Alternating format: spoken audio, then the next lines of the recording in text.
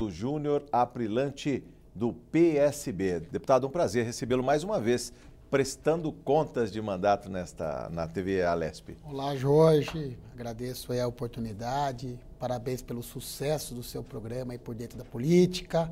É um prazer imenso estar aqui falando um pouquinho do nosso mandato, do que nós fizemos nesse tempo que nós estamos como deputado estadual. Obrigado pelo convite. Deputado, de onde tira tanta energia para esta produção?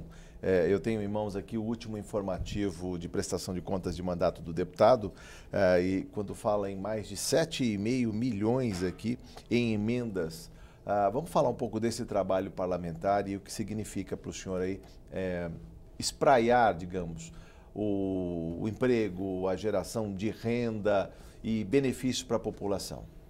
Jorge, eu comecei a trabalhar muito cedo. Com 14 anos eu já trabalhava, eu era frentista de posto de gasolina. E estou com 45 anos agora, eu sempre trabalhei bastante, vim da gestão privada e estou na gestão pública faz praticamente 13, 14 anos. E eu sempre fui do executivo. Então eu até brinco com as pessoas que eu sou um executivo no legislativo. Sim. Então a gente tem lá uma região muito próspera, muito bem localizada dentro do estado de São Paulo, que é a aglomeração urbana de Jundiaí. O aglomerado urbano de Jundiaí. Sim. Eu sou o único deputado estadual, né? Sou do PSB, mas sou o único deputado estadual da região. Nós temos mais de 800 mil habitantes. Então eu tenho muitas demandas, necessidades. Eu conheço muito bem os 7 municípios que compõem o aglomerado urbano. E eu, apesar de ser um deputado do estado de São Paulo, dos 645 municípios, eu tenho uma forte atuação na minha base. E aí as demandas chegam, prefeitos, vereadores, a população. E aí a gente atingiu essa marca em tão pouco tempo, com 7,5 milhões de emendas. Em 2017 foram 2,5 milhões, um pouquinho mais, 2.600. E agora em 2018, através até do orçamento impositivo, sim, quase 5 milhões. Sim. Deputado, eu posso traduzir isso também no trabalho parlamentar. São 39 projetos de lei, mais um projeto de lei complementar, 287 indicações, 3 emendas de plenário, 6 moções, 23 congratulações, 49 requerimentos de informação, 3 pareceres, requerimento de pesar 1, 412 documentos listados aqui no portal da Assembleia Legislativa e também no domínio, no portal do deputado, no site do deputado. Eu queria que o senhor falasse um pouco desse trabalho parlamentar, já que o senhor é do Executivo, como pode produzir tanto no Legislativo? Então, a nossa função, né, a nossa competência como deputado estadual, que é o Poder Legislativo do Sim. Estado de São Paulo, é fiscalizar, cobrar o executivo, o governo de São Paulo. E eu fiz isso muito bem, tanto elaborando leis, Sim. São 40 projetos de lei, alguns já são lei, Sim. Já virou lei, em pouco tempo, né, 1 ano e meio. Menos de 1 ano e meio aqui menos de 1 ano e meio. E também a questão das cobranças aí, os Sim. ofícios. Ofícios são mais de 1.000, eu não deixei para depois porque... as indicações... Eu atendi muita gente aqui na Assembleia, sou um deputado presente aqui. Sim. Então, não só da minha base, da minha região, mas Sim. Eu atendi prefeito do estado inteiro, vereadores. E eles vêm com demandas, com pedidos. Então, tem essa série de indicações, que nós fizemos quase 300 indicações, Sim. Requerimento de informações. Enfim, eu vesti a camisa de deputado e fiscalizei o executivo estadual. Então eu cobrei, eu fiscalizei, eu fui atrás de secretários do estado, eu fui atrás do governador do estado, eu apresentei documentos aqui na casa, nesse sentido. Uma vasta na verdade, exerci integralmente a minha função como deputado estadual. Deputado, o que me cabe, né, a minha competência. Eu vejo aqui na sua prestação de contas mais investimentos para a região de Jundiaí e Várzea, a criação da futura região metropolitana de Jundiaí, preservação do meio ambiente, bilhete único regional. Vamos falar um pouquinho de cada uma dessas propostas, dessas ações de mandato? Então, é um dos projetos de lei, dos 40 que eu apresentei, é um dos. A região metropolitana já é o aglomerado urbano de Jundiaí, Sim. são 7 municípios, desculpe, 800 mil habitantes, e a minha luta é para transformar em região metropolitana. Então tem um projeto de lei tramitando na casa que vai tornar o aglomerado urbano de Jundiaí em região metropolitana. Ainda está passando nas comissões, tem um trâmite aqui internamente, mas é um projeto meu. E esse projeto, transformando em região metropolitana de Jundiaí, a gente vai ter condição de criar o bilhete único regional. Hoje existe um aglomerado urbano, a população se mistura, você não tem mais aquela coisa de pegar a rodovia para ir para uma outra cidade, as divisas se confundem, os problemas são comuns, semelhantes. Sim. Então a gente sabe que não dá para ter um olhar só para uma cidade, mas para aquela região que está tudo conurbada, né? Sim. Então a região metropolitana vai ajudar muito, até porque vai ter recursos para a região metropolitana de Jundiaí. Sim. E a implantação do bilhete único, que é o transporte das pessoas que vão Esse trabalhar, vai fazer que toda vão a diferença. estudar, que sai de uma cidade e vai para outra, sai de manhã, vai trabalhar na outra, volta à noite para a sua cidade de origem. Ou vai estudar, fazer vai faculdade, estudar, né? Porque é uma cidade universitária. Comprar, né? Porque a cidade maior é Jundiaí. Sim. E depois tem as cidades vizinhas que dependem de Jundiaí. Sim. Desde ir para o hospital, desde ir para um shopping, para um cinema, para uma faculdade. Muitas trabalham em Jundiaí, nas grandes empresas que tem em Jundiaí, indústria, comércio, tudo mais. Então existe uma migração diária, diária, né? Que precisa aí ter um transporte intermunicipal mais eficiente. Bom, não falamos do meio ambiente, ali a gente tem a Serra do Japi, dos Cristais, do Mursa, também Várzea Paulista, Cidade das Orquídeas, olha aí. O projeto, vou falar dos 2 projetos. O projeto da APA, Jundiaí já é a APA, a Área de Proteção Ambiental, desde 1984. O meu projeto visa ampliar essa área de APA, não em Jundiaí, porque já é a APA. Já tem uma grande área que é a Serra do Japi. Sim. Mas levar essa APA para um maciço que chama Serra do Mursa e Serra dos Cristais. Sim. Mursa está localizado na cidade de Várzea Paulista, cidade vizinha de Jundiaí. E Campo Limpo também é uma outra cidade vizinha de Várzea e de Jundiaí, que é a Serra dos Cristais. Que então, é um contínuo, né, na verdade. É um grande maciço, é o pulmão, aí os 2 pulmões de Várzea, Serra do Mursa, e de Campo Limpo, a Serra dos Cristais. E assim, a ideia é estender essa APA de Jundiaí para essas 2 cidades aí, e visando um crescimento mais ordenado, né? Mais sustentável, Sim. Uma coisa, pensando no meio ambiente e na população. Né? E a Cidade das Orquídeas? A Cidade das Orquídeas a Várzea Paulista é a cidade maior produtor de mudas de orquídeas do Brasil. Então é uma justa homenagem, que já tem esse título, né, municipal, mas não tem esse reconhecimento do Estado. Então, classificar a Várzea Paulista como cidade da orquídea seria um selo, seria um reconhecimento para o município, para o 2º maior município do aglomerado urbano de Jundiaí. Trabalho de mandato com saúde, educação, e eu ainda posso também falar da valorização dos conselhos tutelares, deputado. Exatamente, bem colocado. Os conselhos tutelares, eu visitei vários, inclusive lá no aglomerado urbano de Jundiaí, eu visitei quase todos. E existe muita disparidade de um para o outro. Condições de trabalho, remuneração, sim, uma série de coisas desproporcionais. O que eu quero? Eu quero que o Estado, o governo do Estado, entre nessa luta, entre nessa briga. Que hoje é municipal. Que é municipal. Então, existe muita diferença ali. Por exemplo, o conselheiro de Várzea tem um subsídio, tem um salário lá, uma remuneração. O conselheiro de Jundiaí tem um outro subsídio muito maior, mais que o dobro. O de Campo Limpo fica no meio do caminho. Ou seja, existe uma discrepância muito grande, uma diferença muito grande salarial de um conselheiro de um município para o outro. E até porque eles se conversam, porque os problemas ultrapassam, são comuns, né? São comuns e ultrapassam a fronteira ali. Ainda mais quando a gente pensa em violência, né? Principalmente com as crianças, os adolescentes aí. Saúde, então, a minha ideia é uniformizar isso. Criar um piso, estimular que esses conselheiros que são eleitos pela população local ter uma formação continuada, ou seja, valorizar esse importante instrumento que chama-se Conselho Tutelar. Saúde e educação na região. Saúde é prioridade do meu mandato, desde a minha plataforma de campanha lá atrás, em 2014, era um lema, era um tema que eu sempre pontuei. Sim. E eu fiz isso muito. No orçamento impositivo, se pode falar metade que pelo menos foi saúde. metade saúde. Metade foi saúde. Eu mandei muitas emendas, foram 60 emendas ao todo. Praticamente metade foram para a saúde. Sim. Praticamente metade foram para a saúde.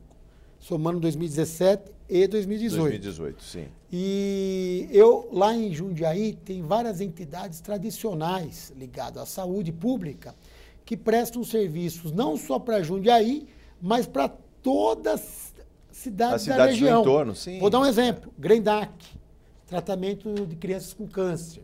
23 anos de trabalho prestado em Jundiaí, mas atende 18 cidades vizinhas. Mais que o aglomerado urbano. Sim. Eu mandei 2 emendas para lá. Luiz Braille, que cuida da deficiência visual, sim, atende 5.500 pessoas por mês. Tem mais de 70 anos de trabalho, de serviços prestados para Jundiaí região, atende sim, toda a região. Mandei também mais 2 emendas. Tem a Associação Bem TV, crianças com síndrome de Down, que também tem mais de 20 anos de trabalho. sim. Também mandei 2 emendas. Todas com reconhecida expertise, trabalho e reconhecimento. Eu conheço a entidade, conheço o trabalho, eu visito, eu converso com a diretoria, eu vejo a necessidade. Eu não mando emenda sem conhecer, sem conhecer o trabalho. E eu sei que o trabalho dessas entidades é um trabalho sério e um trabalho já há muito tempo prestado, né? Então ele tem um histórico, tem o que apresentar. E nesse momento tão difícil até da economia que nós passamos, principalmente nos últimos anos aí, essas entidades, elas dependem. Uma emenda aí às vezes salva aí o mês, o ano, o investimento ali, né? O senhor lembrou da crise e eu tenho aqui também 2 propostas. A primeira do pagamento em parcela do IPVA, 10 parcelas, hoje em 3, ou à vista ou em 3 vezes. Essa extensão em 10 vezes, deputado.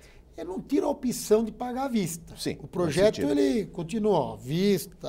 3 vezes. 3 vezes, sim, com desconto, sem desconto, aquela coisa toda, tranquilo. Sim. O que eu não acho certo, se é um imposto anual, ou seja, de janeiro a dezembro, sim, por que não ter a opção de pagar isso mensalmente e parcelado? Então eu fiz um projeto de lei que amplia para 10 parcelas aí no ano. sim. Porque, eu vou dar um exemplo, vai. Já que o Estado vai gastar esse recurso ao longo de um ano, por que não recebê-lo também ao longo de um ano? ano? Não é mais justo se o cara vender o carro, se o carro foi roubado, vamos dizer, pagou janeiro, fevereiro, março. O carro foi roubado em abril. Ele pagou o ano e quem vai devolver o IPVA para ele? O Estado vai devolver? Não vai devolver, não devolve. Né? Então, eu acho que seria mais justo. E outra, começo do ano é difícil. Quem é pai de família sabe do que eu estou falando. É IPTU. Todas as despesas concentradas ali. Aliás, até o risco do IPVA não ser pago, ficar para depois. O janeiro ruim. Aí vem uma autuação, uma multa, e a pessoa vai lá correndo, paga o IPVA. Opção. Quem pagar à vista tem um desconto, paga no começo do ano, tem um benefício ali. Quem quiser, não tiver dificuldade, fui viajar com a família em janeiro, estou mais difícil, o mercado... Tem a opção de pagá-lo em 10 vezes. Pagar 10 vezes. Que eu é acho muito que é uma melhor. opção. Também incentiva empresas que contratarem pessoas com mais de 60 anos. Olha aí. Isso a população brasileira está envelhecendo rapidamente. E uma fatia que não se aposentou também não encontra emprego. Para essas pessoas é muito difícil. A nossa pirâmide, né, etária que a gente fala, Sim, era assim. Agora ela está ficando assim. Está ficando assim. Ou seja, você tem uma população mais velha, que tem uma expectativa de vida maior, está nascendo menos gente, então você está mudando o formato da pirâmide. Já não é mais uma pirâmide, agora é um losango. É isso. E daí você vê muita gente com 60 anos, uma expectativa de vida de 90, de 100, que cada vez aumenta mais por conta até da medicina. Né? Já passamos dos 76 no caso do Brasil. Exatamente. você vê muita gente fora, às vezes não conseguiu se aposentar até os 60 anos, até porque hoje você tem que se qualificar mais, tem que se estudar mais. Você, às vezes, começa a entrar no mercado de trabalho com uma certa idade maior do que antigamente, né? Com 25, 30 anos, porque você faz faculdade, pós-graduação e tudo mais. E aí, às vezes, perde o emprego com 60 anos, não conseguiu se aposentar, e tem muita dificuldade de encontrar um novo emprego. Por quê? Porque está velho, porque já passou, porque tem um novo que ganha menos, que não tem tanta responsabilidade, aquela coisa toda, que cada um tem uma desculpa. Então a ideia minha é incentivar as empresas a uma porcentagem do número de empregados acima de 100 empregados, que essa empresa, né, uma grande empresa, contratar aí pessoas que têm mais de 60 anos. É uma inclusão, na verdade. Na sua prestação de contas, eu vejo aqui, aliás, uma pleiade de assuntos. Saúde, já falamos. Dá vários programas. Temos aqui mobilidade urbana, assistência social, educação, cultura, meio ambiente. O senhor quer destacar algum em especial aqui? Mobilidade urbana, vamos falar um pouco sobre mobilidade urbana também, deputado? Outra grande plataforma aí do meu mandato, né? Eu tive a oportunidade, Jorge, de ser secretário de obras. Na verdade, eu fui secretário de infraestrutura em Várzea e depois secretário de obras em Jundiaí. E Jundiaí nós temos aí o privilégio de ser bem localizado e cortado por diversas rodovias, Anhanguera, Bandeirantes e outras. E a Anhanguera ali cortou a cidade no meio. Então você tem a Anhanguera, aquele trecho. Tem uma segregação de uma pista expressa você ali. Ficou como se fosse uma via urbana, apesar de ser uma rodovia. E eu lutei muito para a transposição da Anhanguera. Há muito tempo que precisava de uma transposição, porque a cidade cresceu do outro lado, tem o centro, tem o bairro, e hoje, na verdade, a cidade é dos dois lados.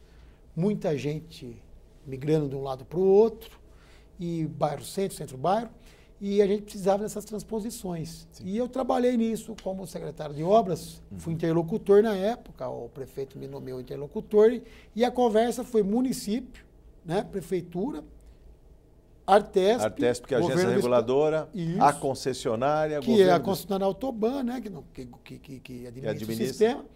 E eu consegui começar essa importante obra, que são 3 novos viadutos, 3 transposições, como secretário de obras. Sim. E agora, nós inauguramos no final do ano o primeiro trecho, que são 2 viadutos na rodoviária, na 9 de julho. Nós temos até essa imagem aí, viu? Nós temos a imagem do e alto que dá a dimensão dessa obra, inclusive. São mais de 200 milhões de investimentos só por parte do Estado, fora o que o município investiu. E temos Eis a obra aí monumental. Nós temos a 9 de julho. No centro, a rodoviária de Jundiaí, né? Aí a rodoviária de Jundiaí, os 2 viadutos, todas as alças de acesso. Aqui é a Anhanguera, né? Exatamente. São Paulo, interior, Campinas, São Paulo. Né? Jundiaí todo, mas aqui também já tem uma cidade tanto quanto. Sim. Então, os 2 primeiros viadutos que foram inaugurados e agora os braços, né? Ali as alças de acesso. Isso aqui inaugurou tudo junto. Foi em novembro, dia 15 de novembro. E agora tem outras alças que estão sendo já mais adiante. Que foi, acho que um dos últimos, foi o Alckmin, governador Alckmin, saiu na sexta-feira, dia 7, ou dia 6. 7 de abril, 6 de abril. 6 ou 7, não me lembro. E ele inaugurou na quinta-feira o 3º viaduto que fica no quilômetro 59, pouquinho indo em direção a Campinas. O que melhorou muito, aqui é 56. Absurdamente, o acesso à cidade, principalmente nos horários de pico, né? Mudou completamente. Aí faz toda a diferença. Isso é mobilidade, não só para Jundiaí, mas para todo o aglomerado urbano. Você tem gente, eu diria para muito mais gente. Quem sai da capital e já parava ali, via no tótem das estradas, das rodovias, né? Dizendo, olha, o trânsito já está congestionado em Jundiaí, já dificultava muito aí, principalmente os horários de pico. Também, outra ação importante de mobilidade urbana no nosso mandato foi a troca dos trens da linha 7 Rubi, que sai da Estação da Luz e vem até Jundiaí. Então, são 60 quilômetros de extensão. Vamos fechar o ano com uns 30 trens. Vai trocar, já trocou 23. e até o final do ano vai trocar os trinques. Todo o material rodante sendo Daí nós vamos mexer nas linhas. Nas linhas, sim. Aliás, é o grande desafio ali, porque tem trechos e estações tombadas e torná-las acessíveis é um grande desafio posto aí para o mandato. Lembrando, o senhor lembra disso, porque é uma coisa lá de trás, o senhor já vem há muito tempo falando disso, né? Lembrando que Morato, que é uma das cidades que fica entre Jundiaí e São Paulo, e o trem passa, a estação estava parada a obra há mais de 5 anos. E retomamos a obra também, foi uma briga muito grande aí no final do ano, começo desse ano. Bom, também. Deputado, então, além desta imagem, desta grande obra na cidade de Jundiaí, nós temos uma outra foto. Posso falar agora, a partir de agora, com o secretário de Turismo, Júnior Aprilante, não mais o deputado do PSB. Essa vontade de ser executivo é fogo. Podemos falar agora desse novo desafio que é a Secretaria de Turismo, deputado? Podemos.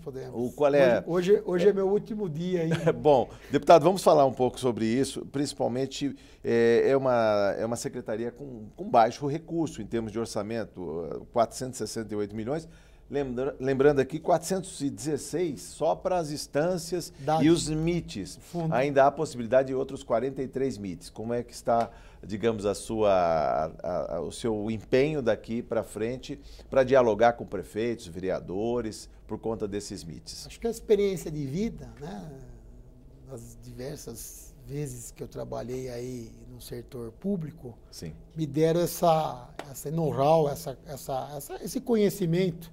E o governador, hoje, Márcio França, ele viu, talvez, esse trabalho meu na Assembleia e também no que eu já fiz aí nas cidades, principalmente de Jundiaí e Várzea, no aglomerado urbano de Jundiaí, e me fez esse convite recentemente. E eu aceitei, né? Não foi fácil, porque a princípio eu era candidato à reeleição como deputado estadual. Foi preciso mas abrir como mão. Eu sou um executivo no legislativo, ele me fez esse convite e eu achei esse desafio importante. Nós nunca tivemos na nossa região um secretário do Estado, né? E ele me deu esse desafio de ser secretário estadual de turismo. Sim. Até no primeiro momento, no primeiro instante que ele me convidou, o convite foi muito recente, você está falando em primeira mão ainda estou como deputado, estou em trânsito, né? Estou em trânsito. E ele me fez o convite, eu achei até meio estranho, né? Porque eu vim sempre da infraestrutura, sou engenheiro, fiz direito, sempre mexi com obra. E ele falou, não, você tem que ir para a Secretaria de Turismo. Eu falei, mas de turismo? Daí ele me convenceu, porque nós vamos ter muita obra no turismo, sim, com os MITs. As instâncias. Lembrando que o governador Márcio França, que também acumulava a pasta de Ciência, Tecnologia e Inovação, já foi secretário de Turismo antes, né? Isso. Em mandatos anteriores. Ele já foi. Me convenceu, pois é, ele já tinha um trabalho dedicado para a área de turismo. Por que não reservá-lo ao senhor aí? Inclusive, o projeto de lei, a iniciativa dos municípios de interesse turístico partiu do Márcio França na Secretaria de Turismo. Sim. Então, nós temos um desafio muito grande. Você mesmo disse aí que nós aprovamos no ano passado 51 municípios de interesse turístico. Mais 46 e esse ano mais 46. Já então, são 97. Deputado. 97, de um total de 140. Sim. Né? Mais as 70 instâncias turísticas, que vai para 210 municípios, ou seja, 1/3 dos municípios do estado de São Paulo tem essa vocação, essa característica para o turismo. Mas não é o turismo só de mar, praia, piscina, não. Mas é o turismo... Todo. O religioso, o rural, de aventura. Várias formas de se fazer turismo, de negócios, como São Paulo. E nós temos muita obra envolvida. Sim. E o Márcio me deu essa incumbência. Essa missão. Deputado, como eu trabalhei aqui aprovando os municípios de interesse turísticos, todos eu participei, dos 97 que já aprovamos, porque foi autoria coletiva. Sim. Agora eu vou tornar realidade tudo que nós fizemos nas casas. Em 1 minuto, considerações finais, o que faltou dizer, inclusive um abraço, né, para os colegas deputados aqui nessa Casa de Leis. Bem rapidamente, agradecer aí a LESP, né, os deputados, os funcionários, a todos aqui da casa que me atenderam muito bem, né, fui muito bem recebido por todos, um carinho muito grande. Eu também sempre procurei ser muito atencioso com todos, né, foi uma lição de vida, uma experiência incrível, e agora a gente olhar para frente, e cuidar do Estado de São Paulo agora como secretário estadual do turismo. Aí. Quero fazer uma boa gestão como fiz aqui como deputado. Agradeço o carinho de todos e a experiência que eu tive aqui. Foi muito gratificante para mim e também para a população que pôde testar um pouquinho, conhecer um pouquinho do trabalho do Júnior, deputado estadual. Parabéns e sucesso na sua nova jornada, deputado. Agradeço a oportunidade mais uma vez. Obrigado. Eu conversei com o deputado e futuro secretário estadual de turismo, Júnior Aprilante, do PSB. Você ficou por dentro da política. Muito obrigado por sua audiência.